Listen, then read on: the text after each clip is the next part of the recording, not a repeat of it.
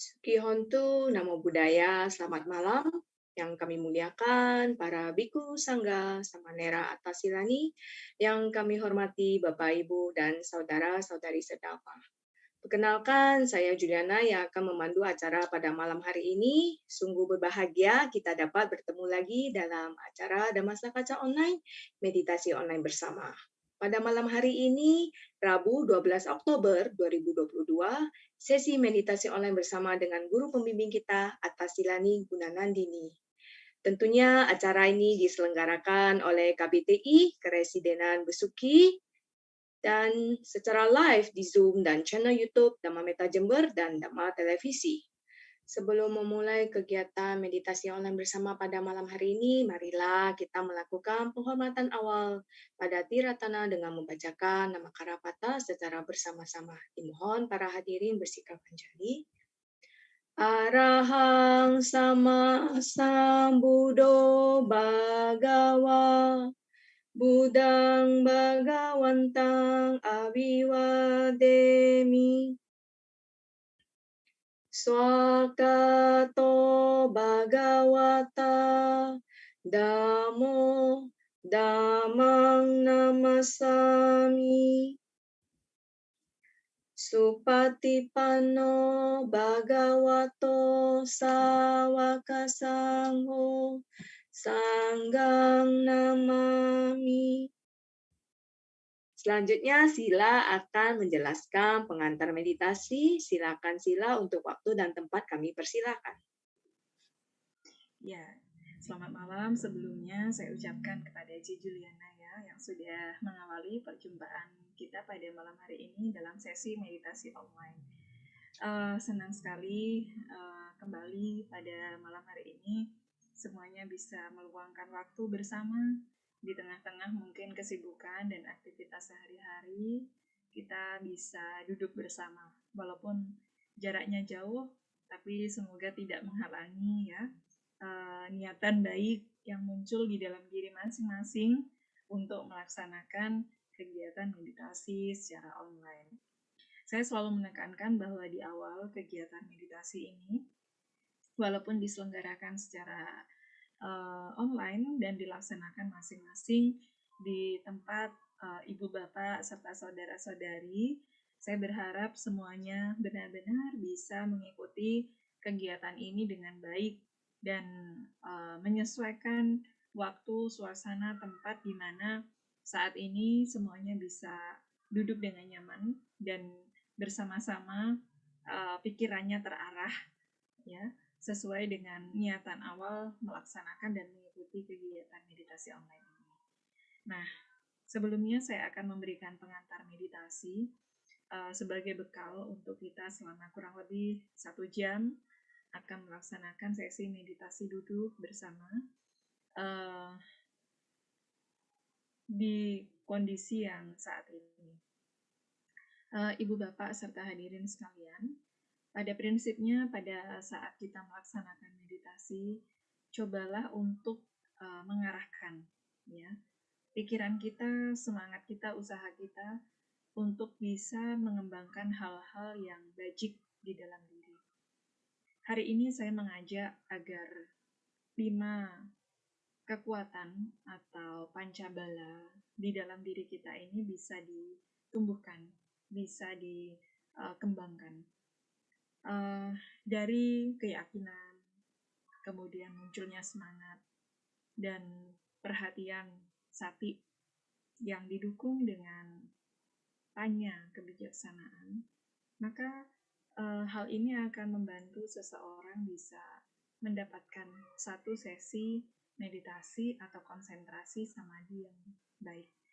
Nah, oleh karena itu, dasar keyakinan ini sangat penting bahwa praktik yang kita jalani, yang kita lakukan ini adalah praktik yang benar, praktik yang sesuai untuk membantu diri kita sendiri terbebas dari duka.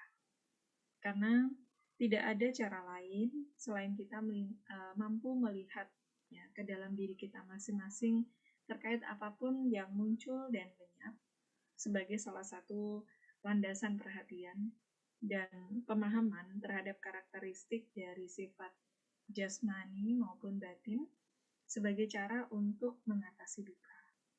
Nah, oleh karena itu, kalau kita sudah memiliki dasar keyakinan bahwa apa yang kita laksanakan, apa yang kita kerjakan saat ini adalah hal yang baik, hal yang memang membantu diri kita bisa sejenak mengenal ke dalam diri sendiri, kemudian juga membebaskan batin kita dari segenap kegelisahan, ya, ketakutan, kekhawatiran, dan berbagai macam hal lainnya, maka kita berupaya semaksimal mungkin ya mengarahkan pikiran kita untuk bisa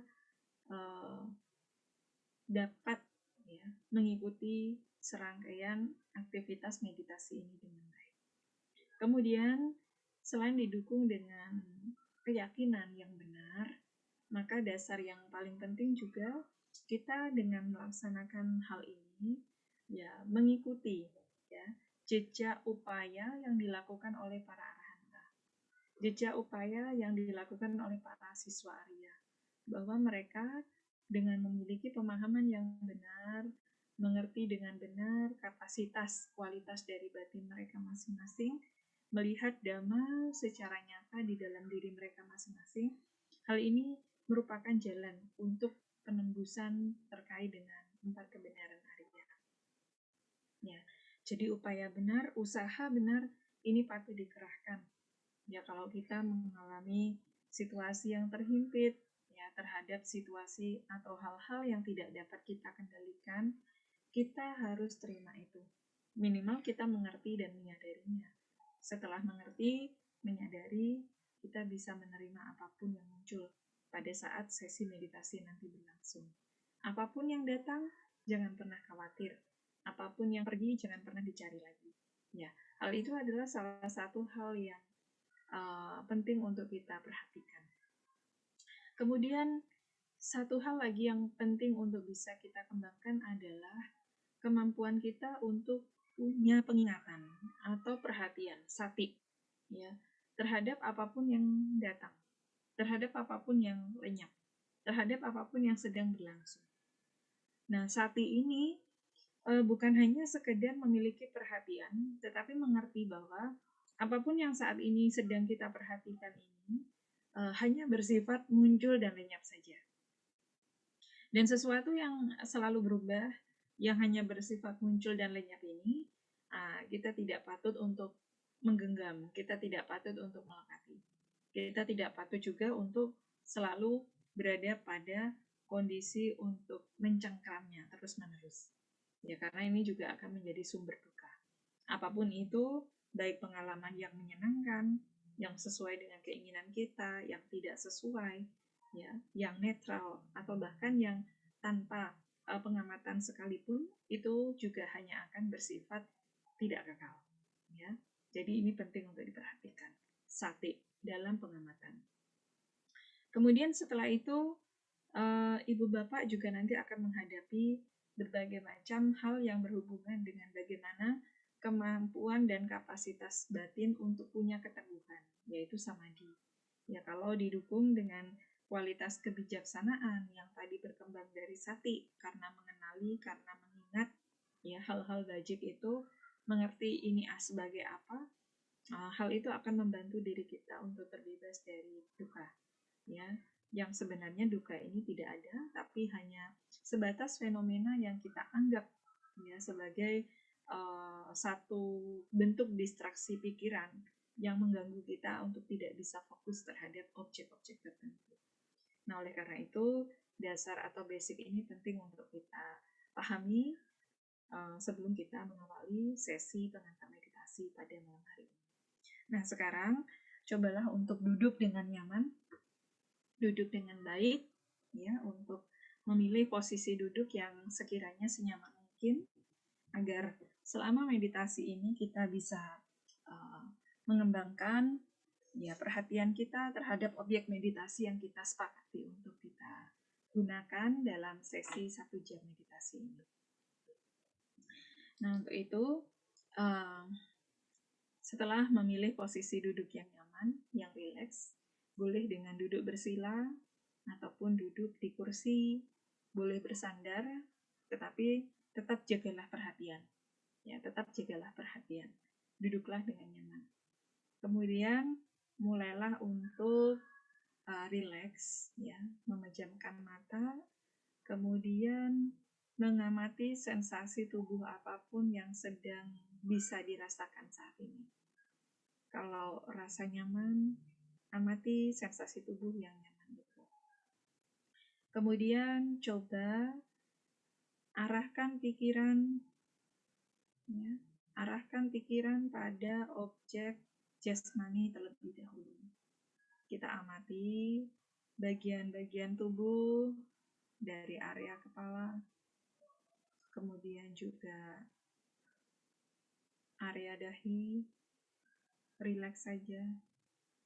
Kalau masih ada ketegangan-ketegangan, katakan pada diri sendiri bahwa saat ini saya duduk sembari memperhatikan bagian-bagian tubuh, dan bagian-bagian tubuh ini sekarang rileks. Kita awali dengan perhatian di bagian tubuh di atas. Dari dahi, perhatikan kedua alis mata.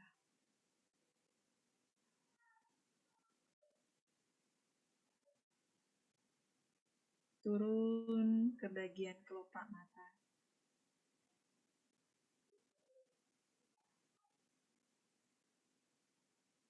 Kemudian hidung,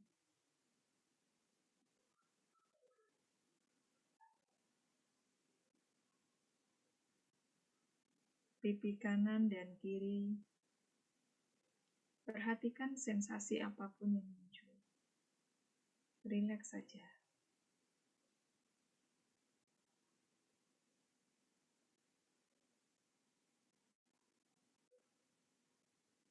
Bagian bibir atas,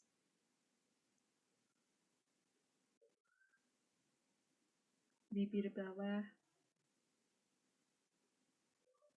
dagu, dan leher.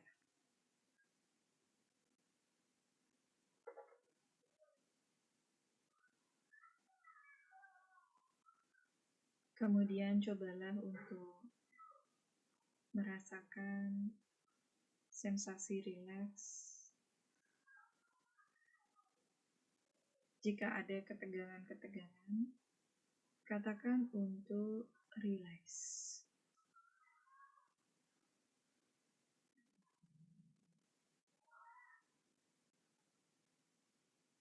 Kemudian arahkan perhatian kita pada bagian pundak kanan dan pundak kiri.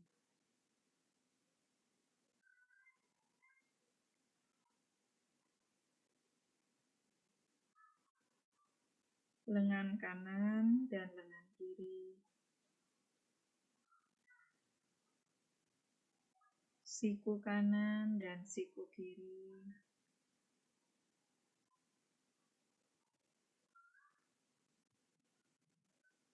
Tangan kanan dan tangan kiri. Pergelangan tangan kanan dan tangan kiri.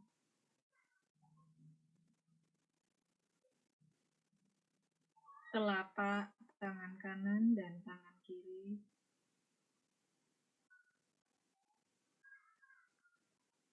Jari-jari tangan kanan dan tangan kiri. Kuku-kuku tangan kanan dan tangan kiri. Katakan pada area bagian ini untuk rileks.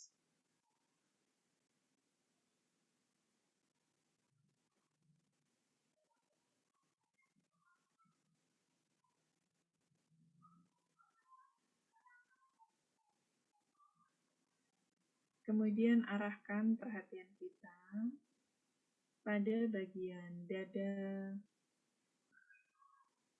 punggung,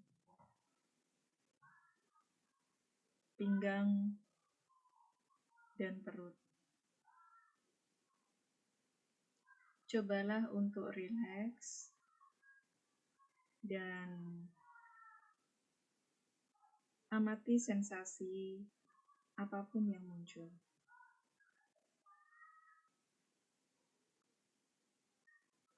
Jika masih ada ketegangan, katakan untuk rileks.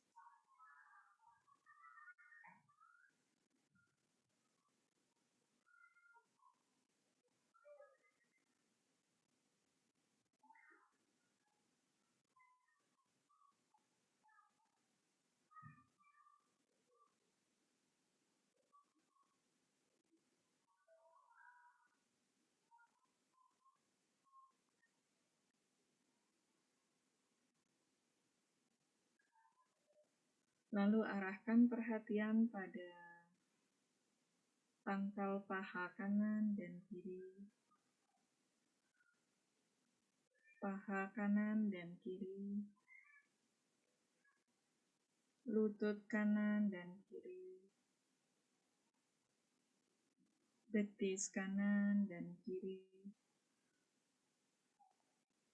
pergelangan kaki kanan dan kiri, telapak kaki kanan dan kiri, jari-jari kaki kanan dan kiri, kuku-kuku kaki kanan dan kiri. Amati sensasi apapun yang muncul terkait dengan tekanan ataupun rasa panas, hangat, ataupun normal. Apapun itu. Katakan pada tubuh bagian bawah ini untuk rileks.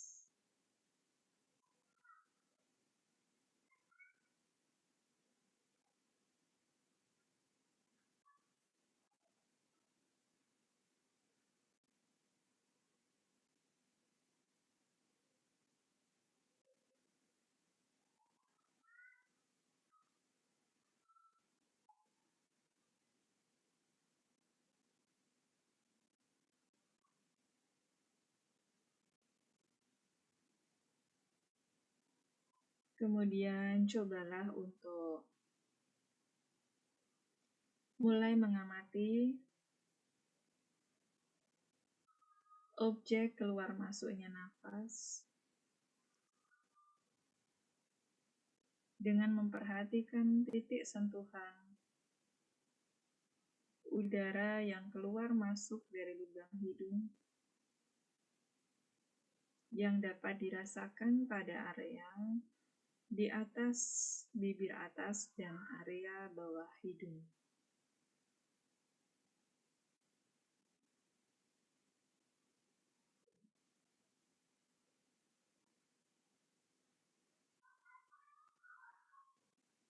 Cobalah bernafas secara alami tanpa mengatur nafas.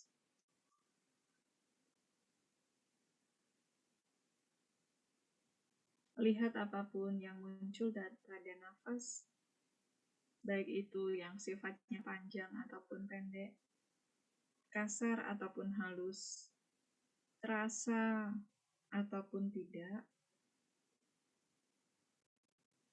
Amati itu sebagai nafas yang memiliki karakteristik dari unsur udara, bersifat tidak kekal, tidak bertahan, dan tidak ada inti di sana.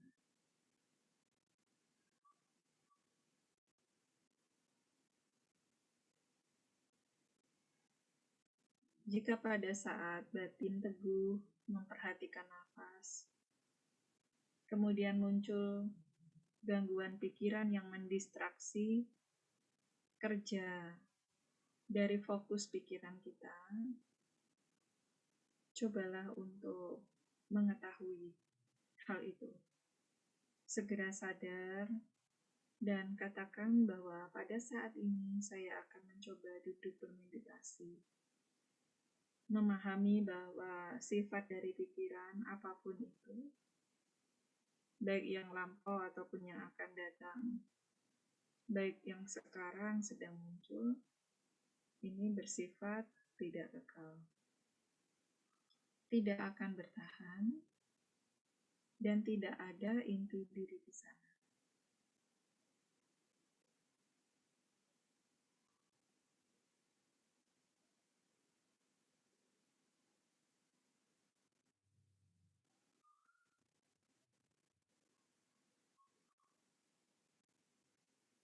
Terus-menerus.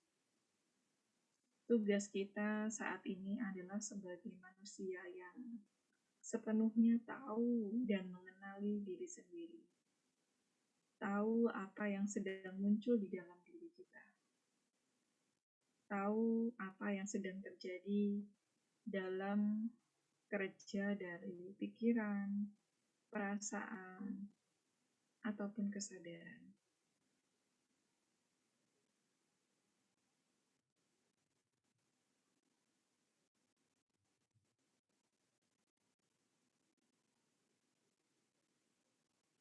Kerahkan usaha, kerahkan perhatian, agar apa yang sedang kita upayakan ini menjadi indria-indria batin yang teguh, yang kokoh, untuk menjadikan batin kita kuat, menjadikan batin kita tidak mudah terganggu oleh berbagai macam fenomena batin yang mengganggu pikiran.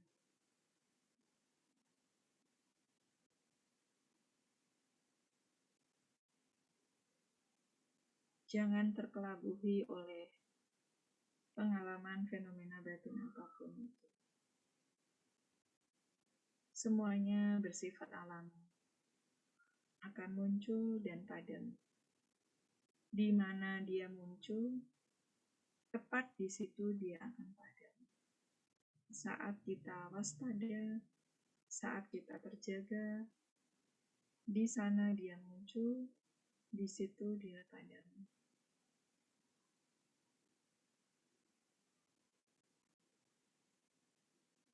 Mari meditasi kita lanjutkan.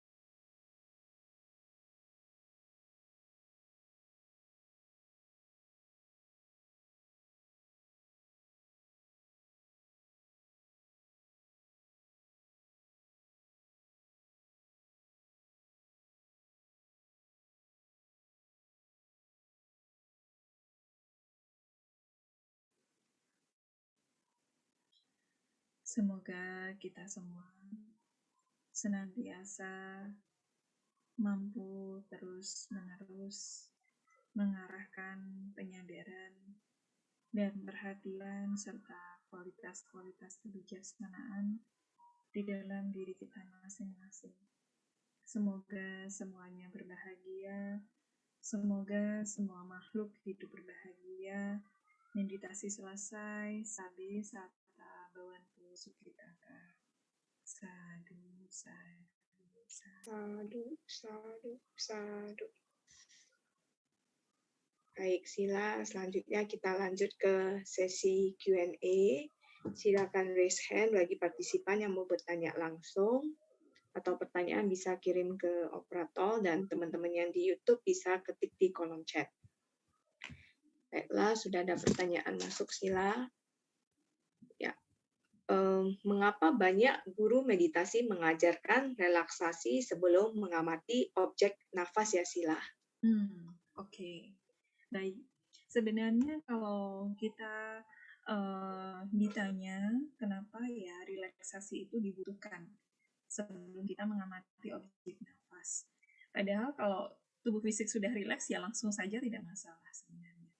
Hanya itu memang sebagai satu masa di mana kita mengarahkan transisi pikiran ya. Karena dari pikiran yang begitu aktif kemudian mengarahkan untuk satu hal supaya fokus itu memang kita butuh satu upaya, usaha. Dan menjadikan tubuh kita rileks, menjadikan pikiran kita rileks itu juga merupakan satu usaha sebenarnya. Bukan sesuatu yang istilahnya salah ya di dalam sesi meditasi di bagian awal. Sederhananya, ketika tubuh kita ini menjadi rileks atau juga pikiran kita juga rileks ya, itu seperti halnya membuat pikiran kita itu tidak menjadi bergerak ya. Walaupun memang kalau kita mau jujur ya, tidak ada faktor pikiran itu yang tidak bergerak ya. Istilah cita ini kan, cita itu merupakan satu gerak pikiran ya, gerak dari satu bentukan batin yang terus-menerus ada muncul begitu ya. Sampai benar-benar kesadaran kita itu dikenali, diketahui ya. Sebenarnya arah gerak pikiran itu maunya kemana, seperti itu. Nah, maka relaksasi ini sebenarnya selain untuk membantu menenangkan fisik kita, ya, termasuk juga menenangkan batin kita. Nah, setelah terarah batin fisik menjadi tenang, ya, kemudian ketika kita mau diajak untuk fokus kemana, itu biasanya mudah.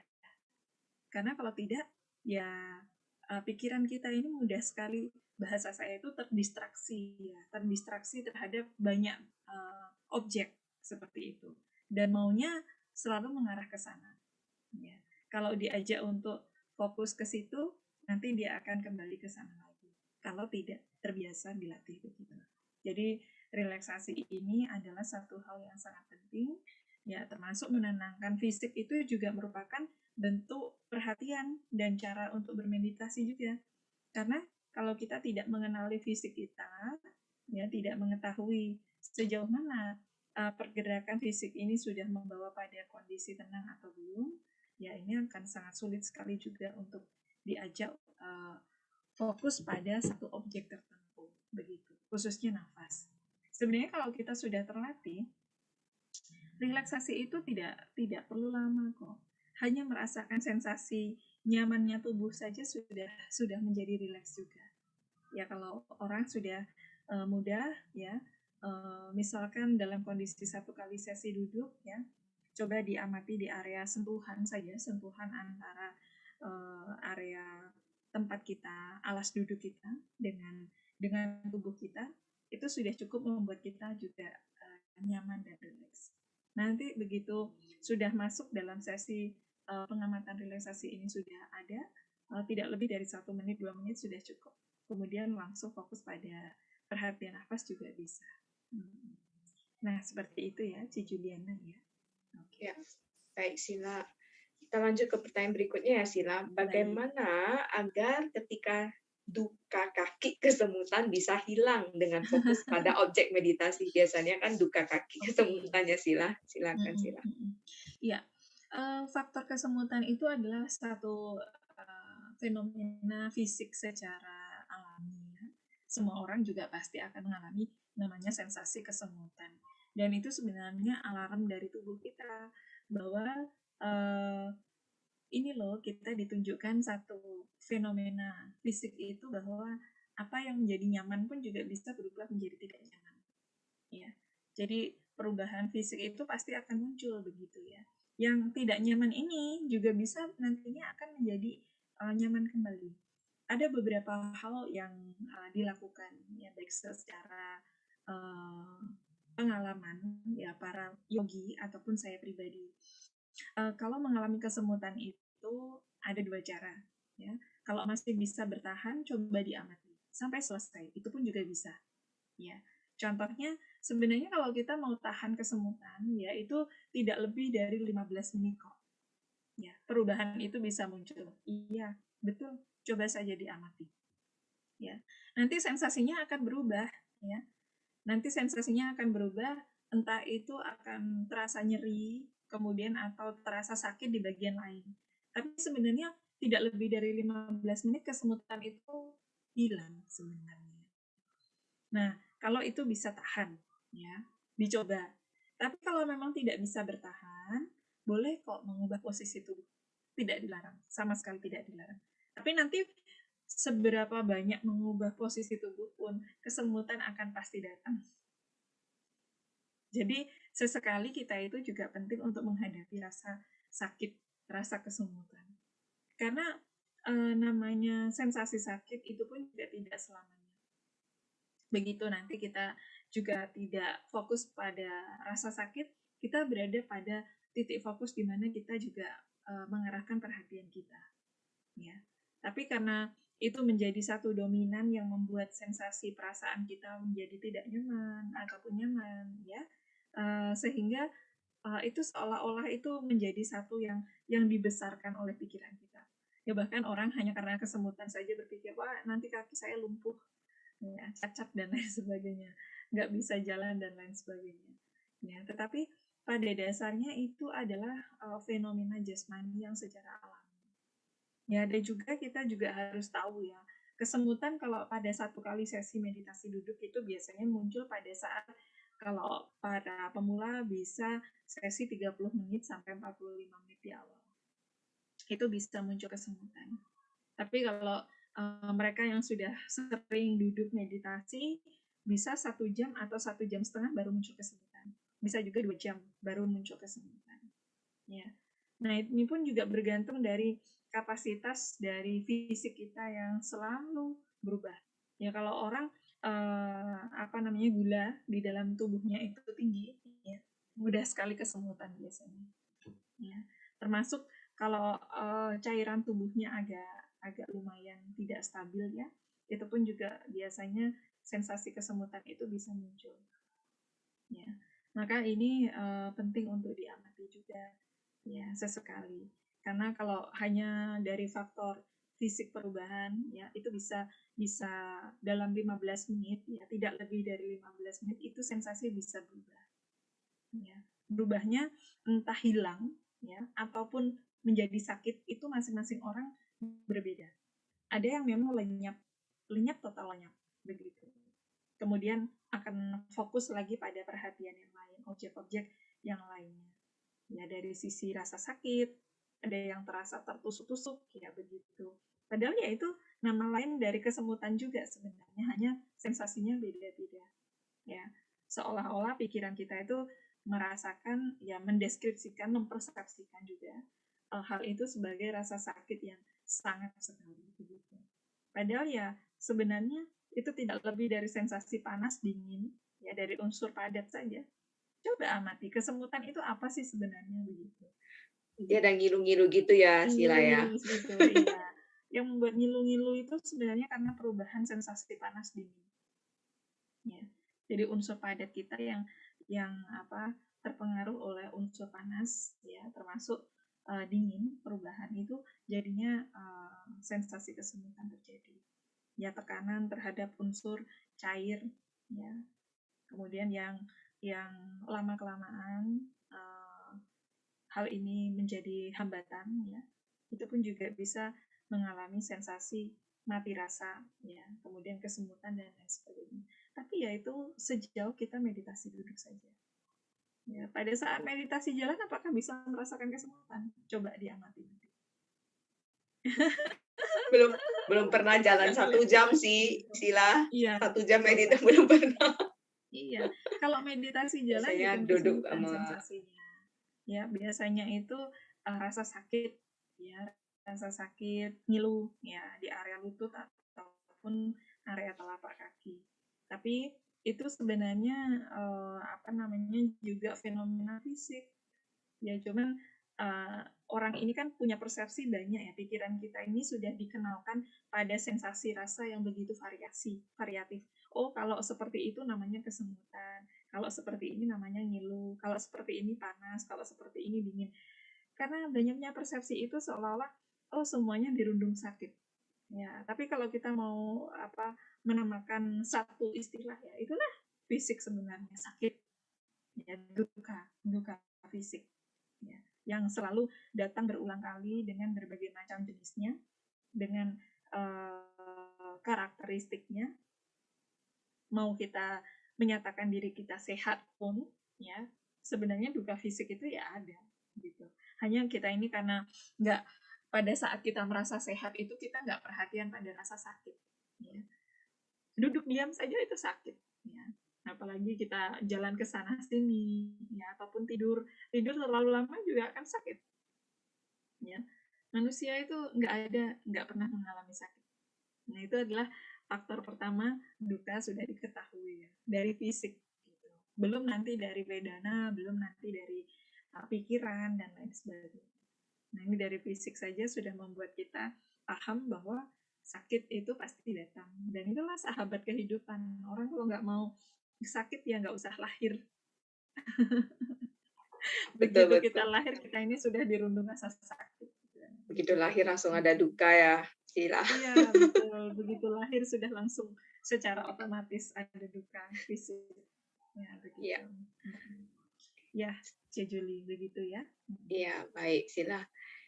Biasanya kalau kesemutan kan lanjut dengan pinggang sakit, ya. Apakah itu ilusi pikiran, Sila? Karena setiap meditasi duduk untuk jangka waktu lama bisa menyebabkan sakit pinggang. Apakah itu hanya ilusi aja, Sila? Mungkin bisa dijelaskan, silakan. Oke. Kita harus bisa bedakan antara ilusi dan faktor fenomena fisik secara alami. Rasa sakit itu memang terjadi kok, bukannya tidak, ya. Tapi itu yang menangkap adalah wedana. Ya, wedana. Jadi kerja wedana ini memang bisa mengalami yang namanya suka, duka ataupun adukama suka. Ya. Jadi bukan perasaan menyenangkan, juga pun bukan perasaan tidak menyenangkan sebenarnya. Nah, duka itu bisa dialami oleh fisik, ya, ataupun batiniah. Dan hal ini kenapa dikatakan sebagai duka? Karena segala sesuatu itu tidak dapat ditahan. Ya, tidak dapat ditahan. Ketika kita bisa bertahan, sebenarnya tidak ada duka. Ya. Persepsi ya, Sila, ya. Karena kita tidak punya, ya, persepsi kita itu kan begitu. Ya sebenarnya itu fakta kehidupan, fakta dari satu fenomena apapun, batiniah dan fisik. Kalau kita bisa tahan, sebenarnya nggak ada duka. Tapi kalau kita mengetahui memang ada sesuatu yang tidak dapat ditahan, mau bagaimanapun itu. Dalam posisi postur duduk berjalan, kemudian juga berdiri, ya, ataupun bagaimanapun, ada hal-hal yang memang tidak mampu ditahan. Ya, bagaimanapun kita bertahan, itu pasti akan mengalami masa temporerinya, yang dikatakan sebagai satu fenomenanya itu ada masa kadaluarsanya, ada masa expirednya. Dalam masa duduk meditasi pun, misalkan kita sudah masuk alam jana sekalipun, ya, itu pun juga ada temporerinya. Ya. Sang Buddha yang sudah istilahnya, maaf, dalam artian seorang arahanta sekalipun yang secara kapasitas batiniahnya itu mampu menahan ya rasa sakit, tapi derita fisik itu juga masih dialami kok, bukannya tidak dialami begitu. Dan saya yakin beliau pun juga merasakan ya fenomena yang namanya sakit itu, usia tua dan kematian pun juga dialami oleh beliau begitu. Hanya saja secara batiniah itu kan beliau dengan kapasitas seorang arahanta itu sudah terbebas dari yang namanya duka secara batiniah. Begitu. Artinya bagaimanapun kondisi itu sedang terjadi, ya, berlangsung dan kapasitas tidak mampu ditahan, ya beliau mengetahui ini adalah satu konsekuensi dari kehidupan. Ada derita fisik, ya, ada derita jasmani, tapi tidak ada yang menderita.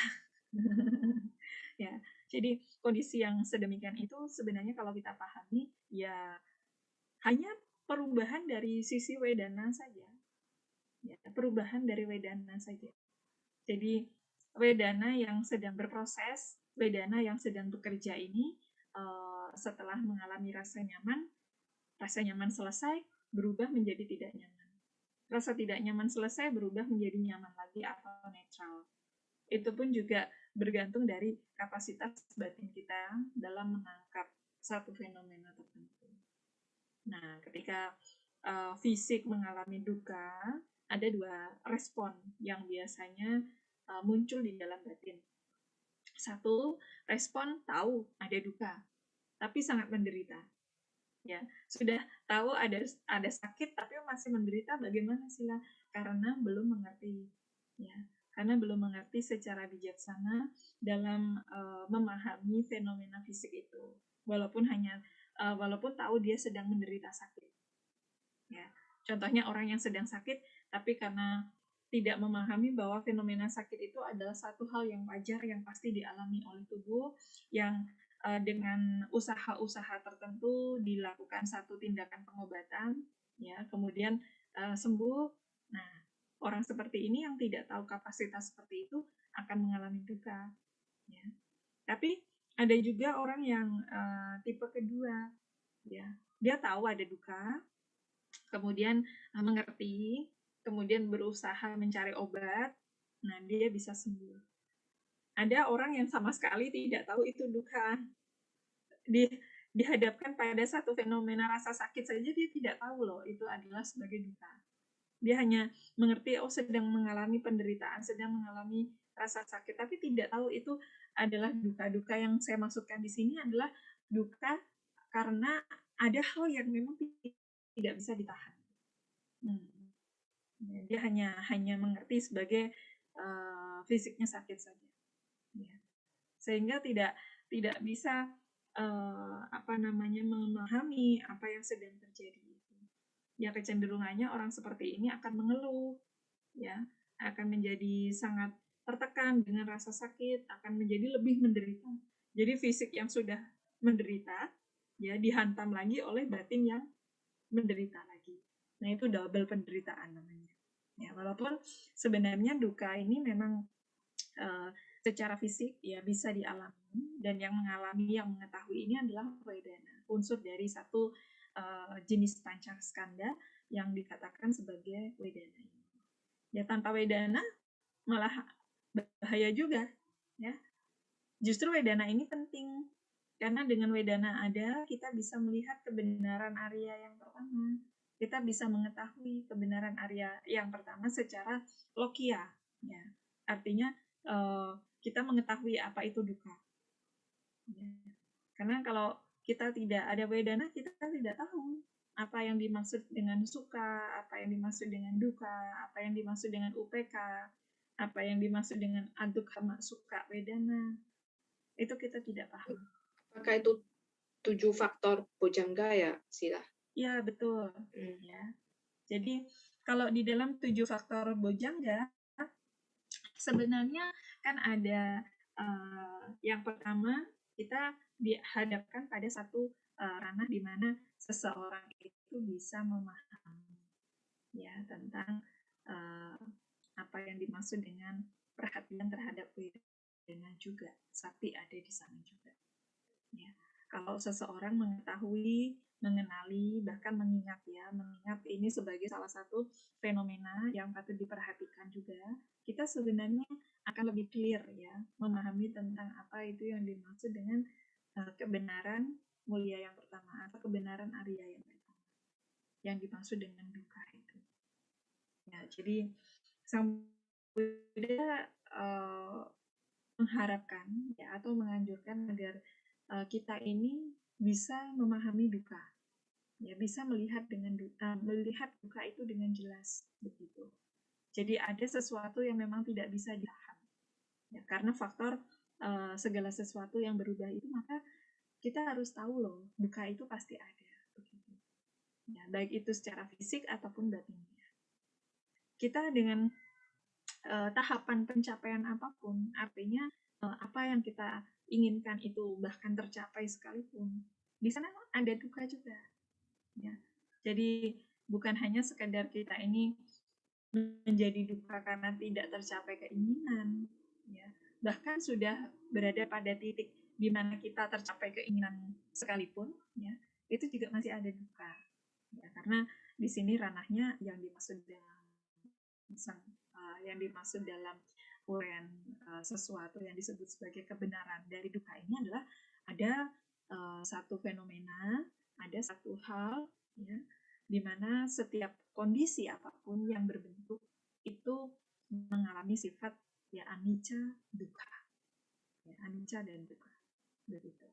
Nah maka penting untuk dilihat seperti itu.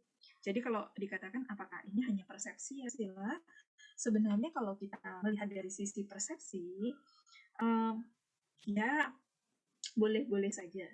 Tapi nyata kok, fisik kita ini mengalami duka itu nyata. Sakit itu memang ada. Ya. Hanya yang menderita itu nggak ada. Ya. Sosok fisiknya itu nggak ada. Itu hanya kerja dari Vedana saja. Begitu. Jadi mungkin bahasanya agak muter-muter, tapi harus dipahami dengan jelas. Duka fisik itu memang fisik kita ini nyata, ya kelihatan kasat mata itu ada. Tapi kalau dicari-cari ya, yang sakit itu rasanya di pinggang, yang sakit itu rasanya di kaki, yang sakit itu rasanya di leher, yang sakit itu rasanya di perut, itu nggak ada. Ya perut, katakan sebagai perut, leher itu ya hanya kesepakatan dari itu dinamakan sebagai perut leher. Tapi ada duka, benar-benar Vedana itu bekerja juga. Dan pada akhirnya melihat Vedana ini juga harus dengan cara pandang yang benar juga. Vedana ini apa? Vedana ini ya bentukan juga, begitu. Munculnya Vedana itu karena ada faktor indriya, ya, nama rupa, kemudian kontak, ya, rasa, ya, dengan objek indriya. Nah itu yang disebut sebagai Vedana. Kenapa ada rasa sakit? Karena ada sentuhan tubuh dengan alas duduk ini, ya, dengan apapun itu. Kemudian kontak sentuhan itu awalnya nyaman berubah, ada sensasi panas, dingin, perubahan ini. Tekanan-tekanan itu lama-lama bisa dilihat dari unsur padatnya, bisa dilihat dari unsur sensasi panas dinginnya. Nah itu kalau orang tidak tahan dengan kondisi itu, nah itulah yang disebut sebagai rasa sakit. Ya, itulah yang disebut sebagai rasa sakit. Maka ya dengan memahami itu kita akan tahu ya cara kerja pikiran kita itu seperti apa sebenarnya. Ya semoga bisa dipahami ya penjelasannya ya Julia. Baik, saya terima kasih atas jawabannya. Kita lanjut ke pertanyaan berikutnya. Apakah meditasi rutin perlu diselingi dengan parita? Apakah meditasi rutin perlu diselingi dengan parita? Oke, mungkin di sini ranahnya adalah konteks yang dimaksud dengan meditasi itu adalah meditasi duduk ya. Sebenarnya mau kita melakukan aktivitas apapun, kalau kita mengarahkan perhatian penyadaran kita, kemudian pengembangan pada kualitas dhamma, ya, istilahnya itu adalah memahami satu fenomena dhamma dengan benar, ya kebijaksanaan. Mau membaca parita itu juga sebenarnya adalah cara bermeditasi. Ya. Ibu bapak jangan berpikir bahwa meditasi itu konteksnya hanya duduk diam. Ya. Kita melakukan aktivitas sehari-hari, membaca, menulis, ya, kemudian mendengarkan sesuatu, membalas chat WA-nya, ya.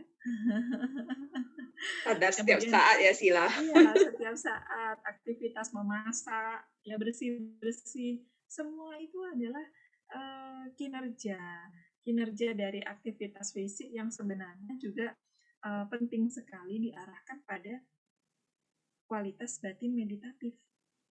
Dan itu juga disebut sebagai meditasi kalau orang memahaminya dengan cara yang benar atau melakukannya juga dengan cara yang benar juga. Begitu. Jadi konteks meditasi itu bukan hanya sekadar duduk. Memang 4 postur utama yang diarahkan oleh Sang Buddha sebagai landasan perhatian itu ada postur duduk, berjalan, berdiri, dan juga berbaring. Tapi di dalam Mahasatipatthana Sutta juga dijelaskan, ya, dalam semua aspek postur tubuh, ya, sejauh batin tidak terlelap, ya, ketika seseorang itu bisa mengembangkan landasan perhatian mereka, mengembangkan sati mereka, kebijaksanaan mereka juga bisa berkembang. Nah, maka di situ juga dikatakan sebagai aktivitas meditatif. Ya. Jadi perhatian kita ini hendaknya juga dilatih dalam segala aktivitas. Ya, makanya ada yang dinamakan walking meditasi, ya, meditasi dalam aktivitas sehari-hari atau aktivitas pekerjaan kita. Nah, membaca parita itu juga merupakan salah satu aktivitas. Kalau kebiasaannya baca parita, ya kita pada saat baca parita coba amati pikiran kita kemana. Apakah memang fokus pada saat baca paritanya atau masih kemana saja. Ya kalau mau langsung duduk meditasi seharian juga nggak masalah. Sungguh, itu pun kalau kuat ya 1 hari duduk meditasi. Ya. Jadi tidak istilahnya parita itu saya juga tidak menganjurkan bahwa 1 hari berarti nggak wajib baca parita dong Sila. Enggak ya. Tetap baca parita itu ada sisi positifnya, ada manfaatnya. Karena kalau kita baca parita sekaligus kita juga bisa mengerti maknanya ya, baca parita sambil membaca artinya. Di situ banyak sekali perenungan-perenungan ajaran-ajaran luhur ya dari Guru Agung Buddha. Ya, misalkan kita membaca Manggala Sutta atau Karanya Metta Sutta. Kalau kita tahu makna dan artinya, di sana juga mengarahkan pikiran kita pada pengertian Dhamma. Dan pengertian Dhamma ini juga membantu batin kita ini juga memiliki pemahaman. Ya, memiliki pemahaman. Sehingga ketika batinnya tenang dengan kualitas pemahaman Dhamma, pada saat meditasi duduk itu sangat baik. Ya. Tapi kalau istilahnya tanpa membaca parita Sila 1 hari ini kan saya sudah sibuk tuh kerja ya. Nanti baca parita 1 jam itu lama Sila. Belum nanti ditambah meditasinya 1 jam. Langsung mau duduk meditasi boleh enggak? Boleh, tidak masalah. Ya. Tapi kalau memang ada waktu khusus, senggang, ada niatan pikiran untuk mau baca parita, silahkan. Tidak hal yang salah, bukan hal yang buruk juga. Ya. Nah, itu juga merupakan salah satu aktivitas meditasi juga.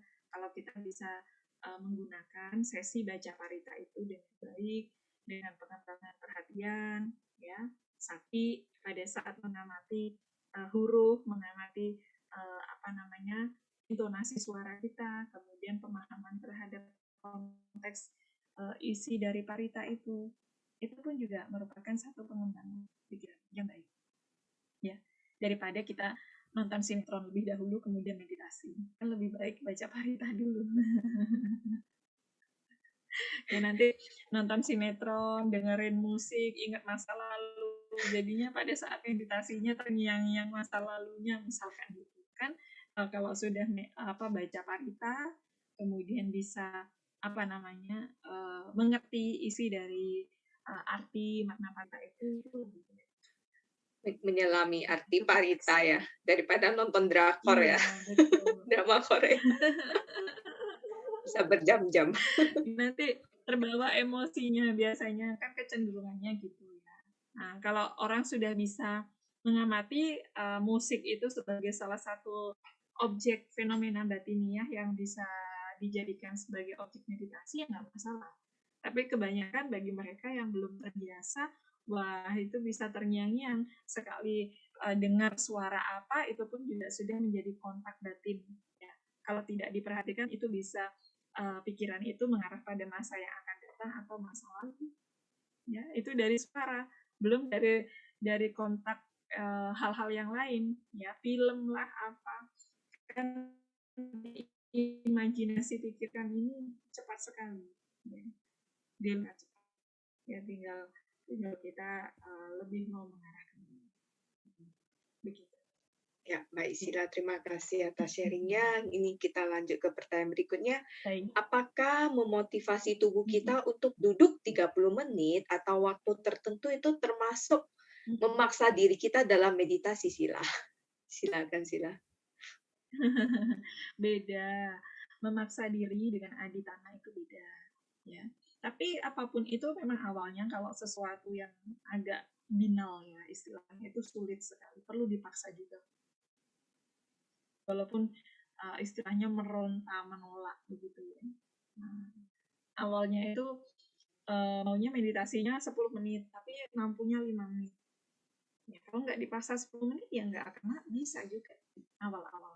Ya.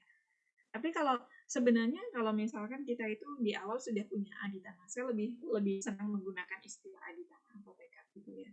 Saya bertekad mau meditasi 30 menit ya atau 15 menit atau apa istilahnya 1 jam. Nah, itu kan sebuah tekad begitu. Minimal sudah ada niat mau meditasi 30 menit. Perkara nanti sebelum 30 menit, wah banyak gangguan datang misalkan. Kalau di rumah tok ada tamu misalkan gitu ya. Yang awalnya mau meditasi jadinya wah gimana ini tamunya juga nggak diundang ya. Datang pas jam-jam segitu ya. Kalau enggak mungkin kalau sering-sering belanja online gitu ya. Tiba-tiba tok paket gitu. Misalkan nih. Misal.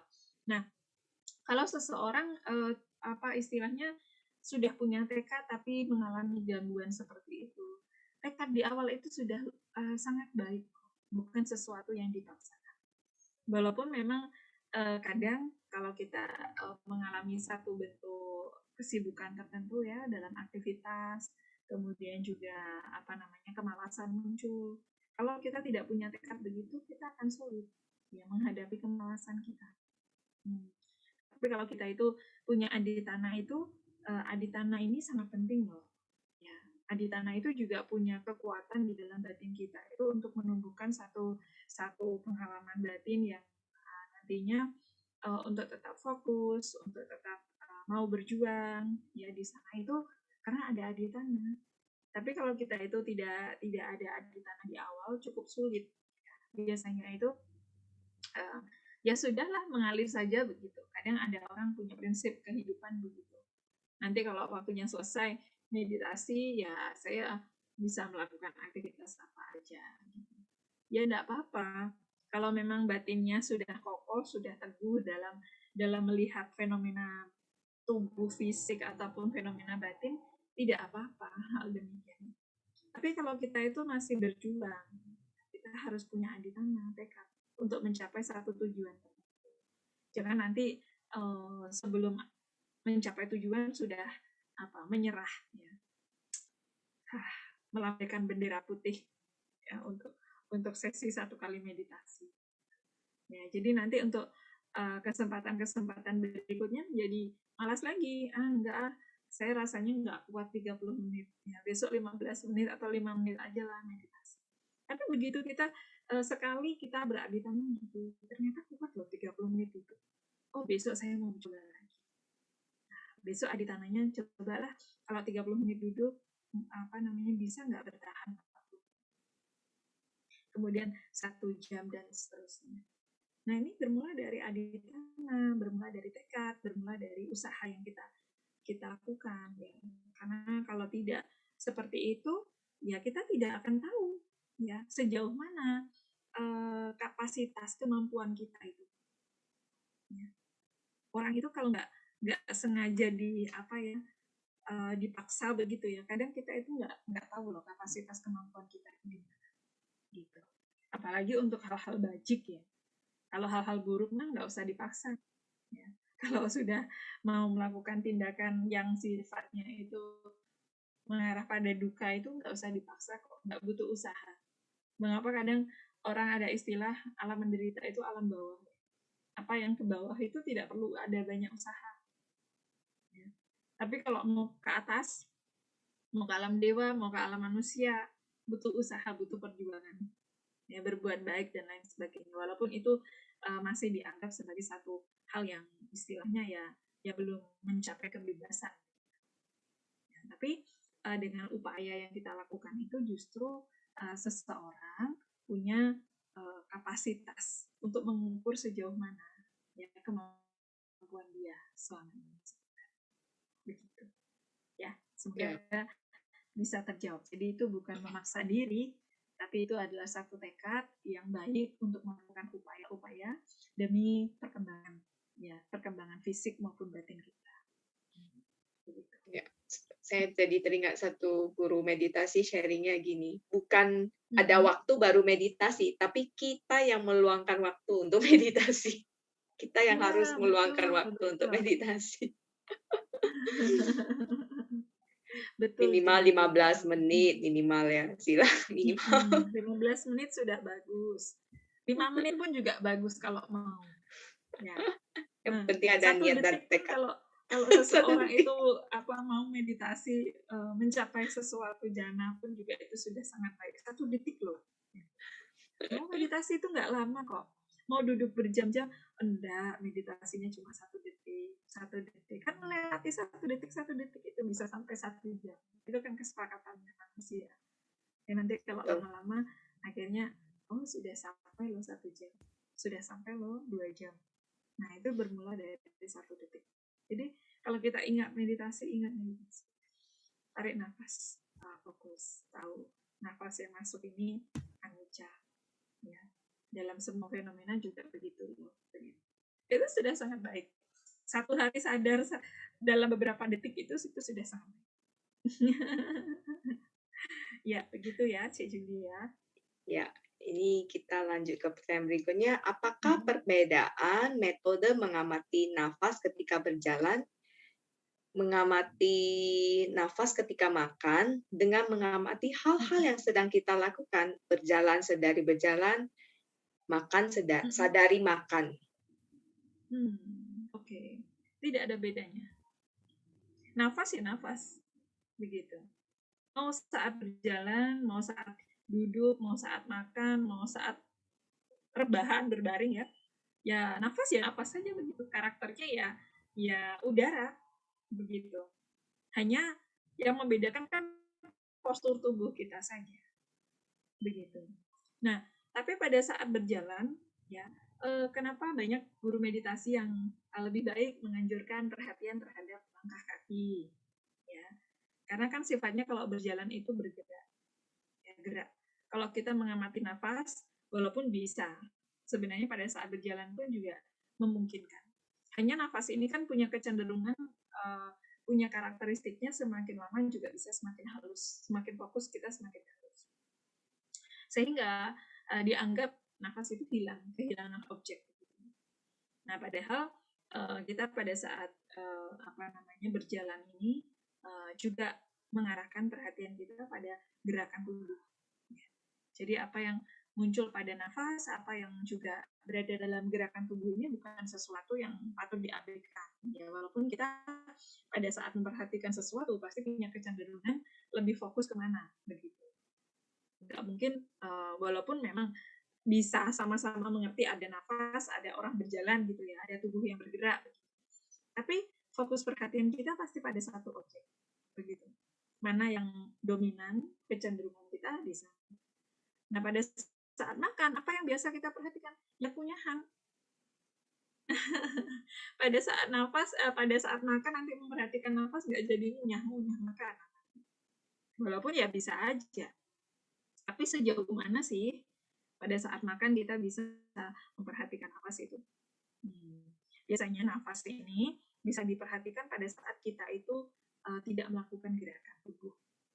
Ya, makanya pada saat meditasi duduk, pada saat berbaring, ya, kita dianjurkan untuk melaksanakan perhatian atau menggunakan objek itu pada nafas. Pada saat berdiri juga bisa.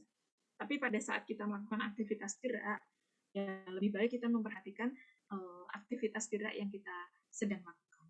Begitu. Dan semua itu bukan sesuatu objek yang salah. Begitu. Ya, ada 4 landasan perhatian terhadap kaya nupasana itu terhadap tubuh. Ya, tubuh ini juga salah satu karakteristiknya ya tubuh jasmani kita sendiri masing-masing, baik saat diam ataupun bergerak, ya. Baik yang berupa fenomena, ya, ataupun yang bukan. Nah, kemudian karakteristik perhatian yang kedua adalah wedana, ya. Jadi memperhatikan perasaan, ya, atau pengingat. Jadi apapun yang kita rasakan, sensasi apapun yang menyenangkan, tidak menyenangkan, bahkan netral. Ya. Nah, kadang orang itu kalau mengalami perasaan netral ini dianggap persepsi mereka, ya, tidak ada perasaan. Ya. Jadi seolah-olah nggak ada perasaan gitu. Jadi pas waktu kita sedang tidak mengalami rasa suka sekali atau duka sekali, ya, perasaan itu dianggap nggak ada. Padahal pada saat kita seperti ini, ya mungkin Juli sekarang ya bahagia ya enggak, duka juga enggak, ya netral-netral aja. Padahal itu juga perasaan yang harus kita amati. Dan perasaan seperti itu juga bisa berubah. Perasaan yang netral sekalipun juga bisa berubah. Kalau seseorang awalnya meditasi, saat meditasi bahagia banget. Ya, kemudian bosan sekali. Setelah bosan kok netral-netral aja ya. Kok kayaknya hidup ya begini-begini aja ya. Ya memang begitu siklus perasaan, pasti akan muncul kondisi-kondisi begitu. Mau cari model perasaan yang bagaimana? Selama manusia masih hidup ya akan dihantam berubah sila, selalu berubah, selalu berubah. Iya, suka duka netral, suka duka netral. Hanya kan kapasitasnya kita punya perhatian nggak di sana. Kemudian ingat nggak dengan fenomena itu akan selalu berubah nggak? Nah, kita ini kebanyakan loss, ya, kehilangan, ya. Kehilangan pemahaman perhatian kita yang sebenarnya itu adalah kesempatan batin kita itu untuk terlatih gitu. Kesempatan batin kita itu untuk sebenarnya mengetahui dharma yang secara nyata ada di dalam diri kita. Gitu. Nah, karena kebanyakannya kehilangan itu, kita seolah-olah kok saya nggak ngerti dhamma ya, nggak ngerti ajaran Sang Buddha itu kan seperti apa. Seolah-olah kita ini memahami nibbana itu sulit sekali sih. Memahami ajaran Sang Buddha itu kok nggak udah usia berapa ya kok nggak ngeh gitu ya. Ya karena kita nggak pernah perhatian terhadap diri kita sendiri, gimana mau paham dhamma juga sulit. Mau belajar teori sebanyak apapun, kalau kita itu istilahnya nggak pernah menggunakan itu untuk pemahaman kita di dalam diri kita, sulit sekali untuk melihat dhamma. Padahal itu nyata-nyata ada, nyata-nyata bisa kita alami, rasakan. Hanya orang kadang berpikirnya jauh sekali ya, harus capai ini lah, capai itu lah. Sulit untuk duduk diam memperhatikan nafas saja udah ya gejolaknya ke sana sini. Padahal ya itulah dhamma di dalam dirinya masing-masing. Begitu. Ya, jadi kondisi-kondisi seperti itu memang penting sekali untuk kita jadikan itu sebagai salah satu sarana bahkan ya, untuk mengenali dhamma ajaran Buddha. Ya, sangat penting sekali. Begitu. Ya, sudah terjawab ya, Julia? Ya. Ya. Terima kasih Sila. Ya, pertanyaan tadi merupakan pertanyaan terakhir sebelum kita closing. Mungkin Sila mau memberikan closing statement. Silakan. Okay. Baik, saya membuat closing statement dari beberapa hal yang kita diskusikan pada malam hari ini. Jadi pada intinya saya mengajak ya semuanya, ibu bapak, ya umat Buddha ataupun siapapun Anda, meditasi itu bukan sesuatu yang sulit kok. Meditasi itu adalah salah satu upaya ya usaha benar yang harus kita kembangkan. Ya, intinya siapapun diri kita, dimanapun, ya, bahkan juga aktivitas apapun yang Anda lakukan sekarang, kalau di sana ada upaya Anda untuk mengembangkan hal-hal baik di dalam pikiran, kemudian mengerti bahwa apapun yang muncul itu di dalam pikiran dan fisik Anda itu disadari sebagai satu fenomena yang selalu berubah, tidak dapat ditahan, ya. Dan di sana tidak ada kapasitas inti diri yang bisa ya untuk dicengkram, ya. Maka di situ muncul pengertian yang benar, muncul pemahaman benar, dan itulah yang disebut sebagai meditasi. Jadi apapun diri Anda sekarang, apapun posisi Anda saat ini, ya, yang Anda lakukan saat ini, bahkan pada saat Anda sibuk sekalipun, kalau Anda menyadari hal itu sebagai satu fenomena dalam, kapasitas Anda dalam melaksanakan meditasi itu ada. Jadi jangan khawatir, ya, meditasi itu bukan hanya milik orang-orang yang mau hanya duduk meditasi saja, tapi kalau Anda di situ memunculkan pengertian benar, pemahaman benar, pandangan benar, ya, perhatian benar, dan daya upaya benar, serta konsentrasi, kapasitas meditasi Anda berkembang. Ya. Nah, itu yang ingin saya tekankan dalam hal yang kita bahas pada malam hari ini. Semoga semuanya mendapatkan manfaat. Terima kasih atas atensinya dan semoga semuanya berbahagia. Ya, Sadu. Ya, marilah kita berbagi jasa kebajikan kepada sanak keluarga yang telah mendahului kita dan semua makhluk yang berwakama dengan kita. Mohon berkenan kepada Sila Gunanandini untuk memimpin pelimpahan jasa pada malam hari ini. Silakan Sila. Ya, baik. Setelah segala daya upaya bajik kita lakukan melalui pikiran, ya, termasuk juga melalui pendengaran kita dengan mau memperhatikan hal-hal baik yang kita bahas pada malam hari ini. Semoga kebajikan ini menjadi daya upaya, menjadi satu perlindungan, ya, dan manfaat untuk diri kita masing-masing yang juga membawa sukacita kebahagiaan untuk semua makhluk. Oleh karena itu, mari kita lakukan pelimpahan jasa. Semoga mereka yang mengetahui turut berbahagia.